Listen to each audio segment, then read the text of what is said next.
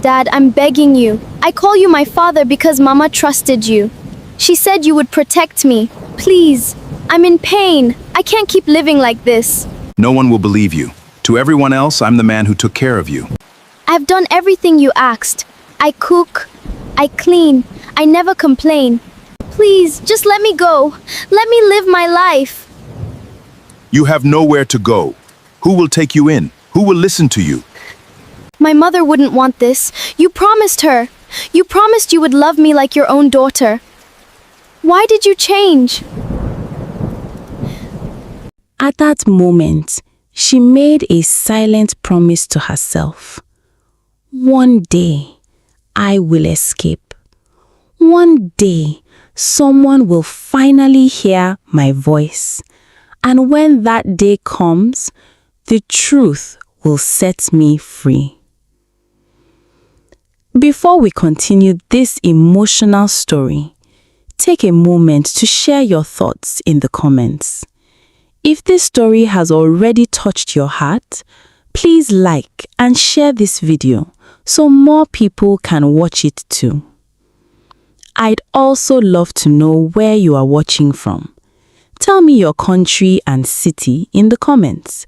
I enjoy seeing viewers from different parts of the world. And if you love powerful African stories filled with emotion, life lessons, suspense, and unforgettable endings, don't forget to subscribe to this channel and turn on the notification bell so you never miss our next African story. Now, let's continue with the story. Lagos was always alive. From the early morning cries of traders to the evening traffic that seemed never to end, life moved quickly. Deep inside one of the city's busiest markets was a small but successful provisions shop owned by a hardworking young woman named Blessing. At just 28 years old, Blessing had already endured more pain than many people twice her age. She had given birth to her daughter Elizabeth when she was only 20. Although Elizabeth's father had promised marriage, he disappeared from their lives long before the child could even understand what the word father meant. Rather than allowing disappointment to destroy her, Blessing chose hard work. Every morning before sunrise, she arranged bags of rice, cartons of noodles, cooking oil, beans, and household items neatly in her shop. Customers loved her because she was honest, cheerful, and never cheated anyone. Her greatest treasure, however, was not the business. It was her 8-year-old daughter. Elizabeth was polite, intelligent, and always eager to help her mother after school.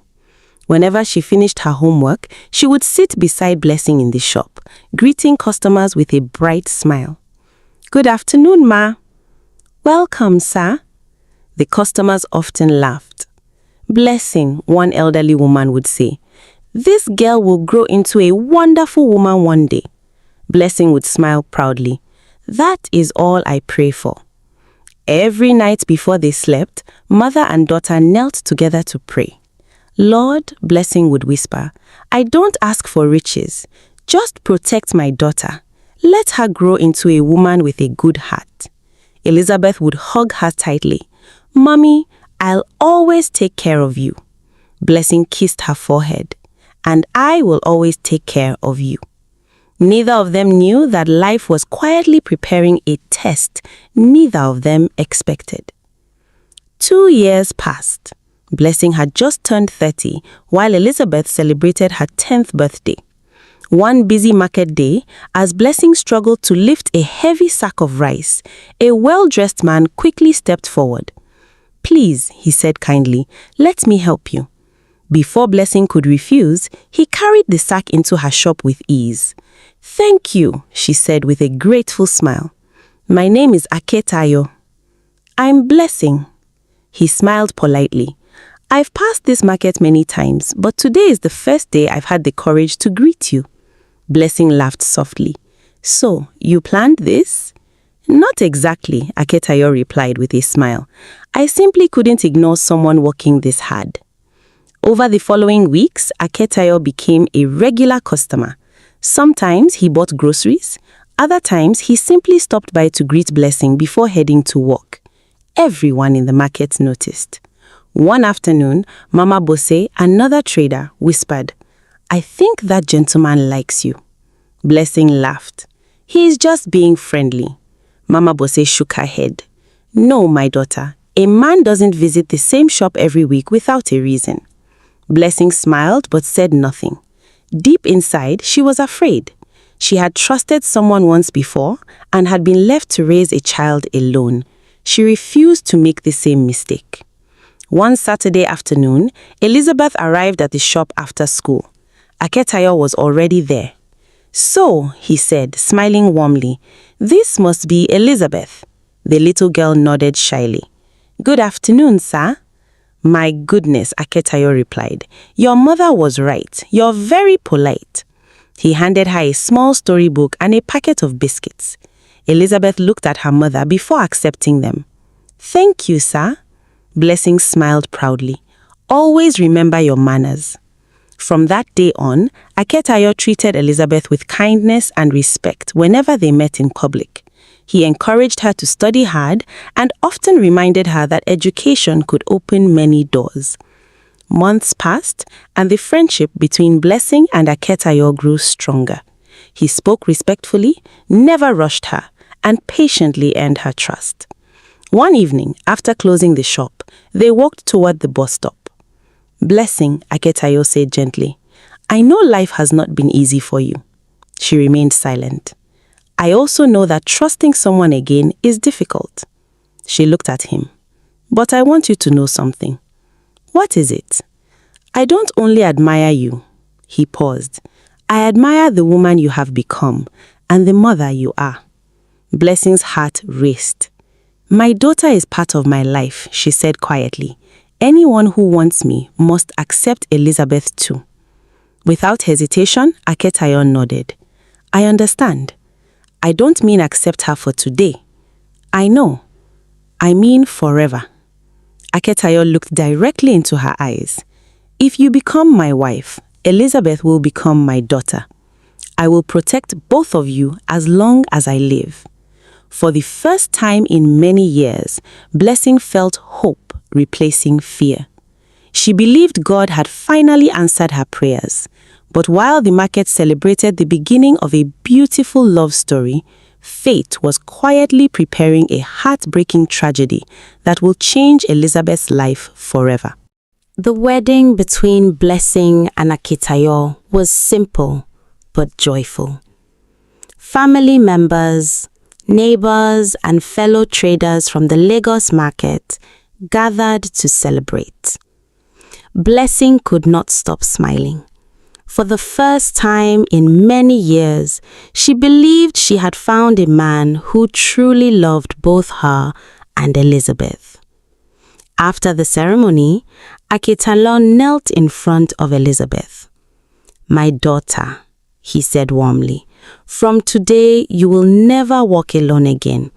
I promise to love you, protect you, and make your mother proud." Elizabeth smiled and hugged him. "Thank you, Daddy." Blessing wiped away tears of happiness. "God has answered my prayers." For a while, everything seemed perfect. Aketayo paid Elizabeth's school fees, bought her books and uniforms, and made sure there was always food on the table. Neighbors admired the family. "Blessing is fortunate," they often said. "She finally found a good husband." Months later, Blessing became pregnant. The news filled the house with excitement. Elizabeth carefully placed her hand on her mother's growing stomach. "Mommy, I can't wait to meet my little brother or sister." Blessing laughed. "Whether it's a boy or a girl, you'll always be the best big sister." Aketayo smiled as he watched them together. "I can't wait for our family to grow." Blessing looked at him with gratitude. "Thank you for loving my daughter like your own." I gave you my word, Aketayo replied. Little did she know that those words would become a promise he would betray. As the months passed, Blessing's pregnancy became more difficult. Her doctor advised her to rest, so she spent less time at the market while trusted neighbors helped manage the shop. One rainy night, the labor pains began. Aketayo rushed her to the hospital. Elizabeth stayed with a neighbor, praying through the night. Mama Bosse, please tell God to protect my mommy. The elderly woman held the girl's hand. He is listening, my child. Hours passed. Then a doctor walked slowly into the waiting area. His face said everything before he spoke. I'm very sorry. The baby could not be saved. He paused. And despite our efforts, we couldn't save Blessing either. The world seemed to stop. Elizabeth stared at the doctor, unable to understand. No. She shook her head. No, you are lying. She ran through the hospital corridor, calling for her mother. Mummy, Mummy. No answer came.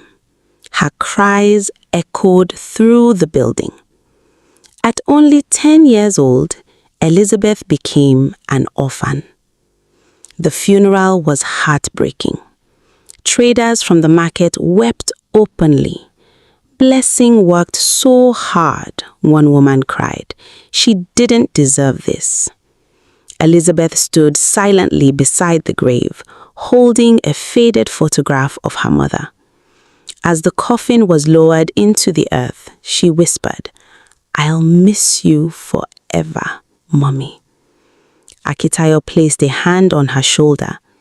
I'm still here. Elizabeth nodded. She wanted to believe him. After all, he was the only parent she had left. Life changed after the funeral. The cheerful home became quiet. Elizabeth continued going to school and helping with chores. At first, Aketayo behaved as he always had. But over time, something changed. He became distant and unpredictable. Some days he barely spoke. Other days he returned home late after drinking. Elizabeth often locked herself in her room, remembering her mother's words. Be kind, be brave. God never abandons his children. As the months turned into years, the house no longer felt safe. The man who had promised to protect her began to misuse the trust he had been given, taking advantage of the fact that no one else lived in the house. Elizabeth was frightened and trapped, carrying a burden she was too young to understand and too afraid to tell anyone about. She tried to avoid being alone with him whenever she could. She stayed longer at school. She volunteered to help teachers after class. She spent weekends with neighbors whenever they invited her. But she could not stay away forever. To everyone outside, Aketayo was still the respected husband who had taken in his late wife's daughter. Inside the house, Elizabeth lived in constant fear. She often sat beside her mother's photograph late at night, tears rolling down her face. Mommy, I wish you were here. If you were here, none of this would be happening. The only answer was silence. 4 long years passed. Elizabeth, now 14 years old, had become stronger on the outside, but inside she carried deep pain and loneliness. Then, one stormy evening, Aketayo returned home heavily intoxicated. His careless state created something Elizabeth had not seen in years: an opportunity.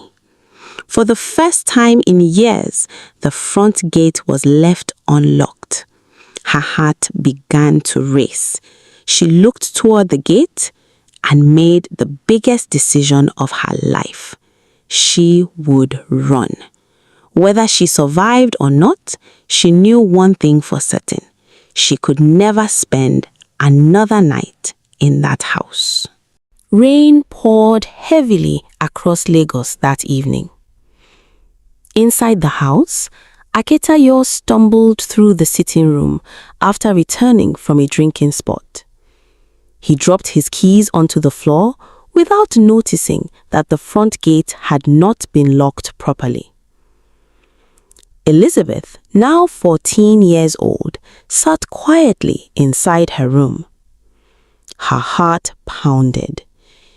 She remembered her mother's words from years ago. No matter how dark the night becomes, never stop believing that morning will come. For 4 years, Elizabeth had lived in fear, isolated from the world, and too frightened to tell anyone what had been happening.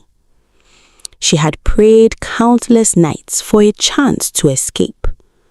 Tonight, that chance had finally come. She heard Aketayo collapse onto the sofa. Within minutes, loud snoring echoed through the house. Elizabeth slowly opened her bedroom door. Every step felt heavier than the last. She looked toward the sitting room. Aketayo was asleep. She quietly picked up her small school bag, which contained only a family photograph, one change of clothes, and her late mother's Bible. Her hands trembled as she reached the front door. The gate was unlocked. She whispered through tears, "Thank you, God." Without looking back, she ran. She ran through the dark streets, barefoot, soaked by the rain, until she saw the bright lights of a nearby police station. Out of breath, she rushed inside. A female police officer immediately noticed the frightened teenager. "My dear," the officer said gently, "you're safe now. Tell us what happened." Elizabeth broke down in tears. For the first time in 4 years, she spoke openly about the abuse she had endured after her mother's death. The officers listened carefully. They reassured her that she had done the right thing by coming forward. "No child should ever have to live in fear," the female officer said. "You are very brave." The police contacted the appropriate child protection authorities and arranged for Elizabeth to receive immediate medical care, counseling, and a safe place to stay. That same night, officers went to Aketayo's house. He was still asleep when they arrived.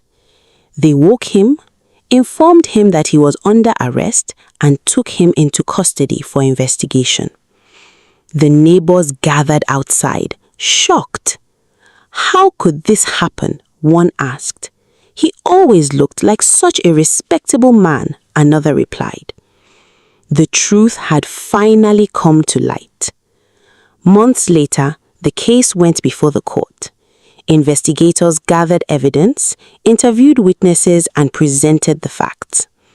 Elizabeth testified with the support of trained professionals who helped her through the difficult process. Although speaking about what had happened was painful, she refused to let fear silence her any longer. The judge addressed the courtroom. "You were trusted with the care of a child who had already lost her mother. Instead of protecting her, you abused that trust in the most serious way."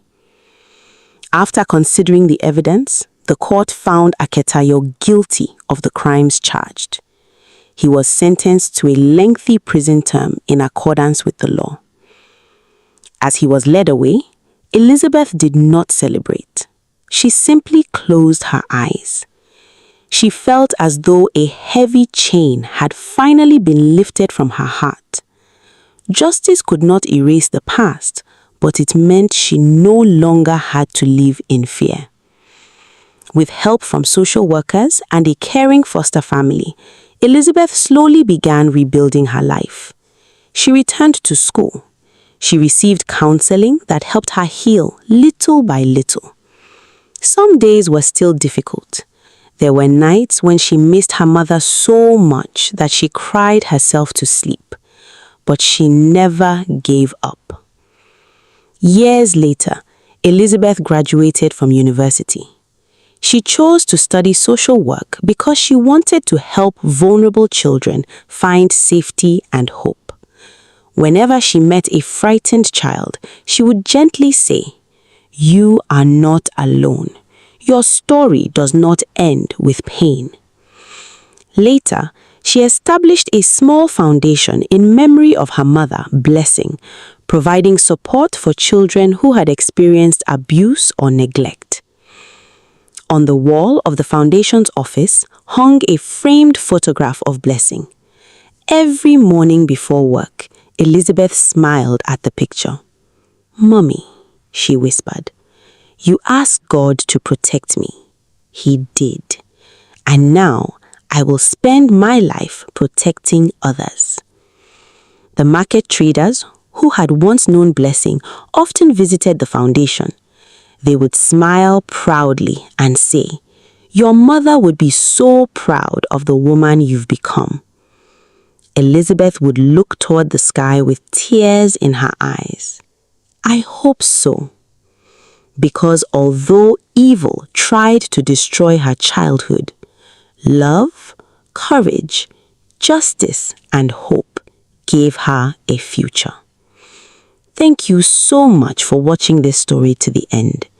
If this story touched your heart or taught you something valuable, I'd love to hear your thoughts. Please leave a comment below and let me know what you think about Elizabeth's journey. Don't forget to like this video and share it with your family and friends so more people can learn from this powerful African story. I'd also love to know where you're watching from. Tell me your country and city in the comments. I enjoy seeing viewers from different parts of the world. And if you haven't subscribed yet, please subscribe to this channel and turn on the notification bell so you never miss another emotional and inspiring African story. Thank you for watching, and I'll see you in the next African story. Stay safe, stay blessed, and God bless you.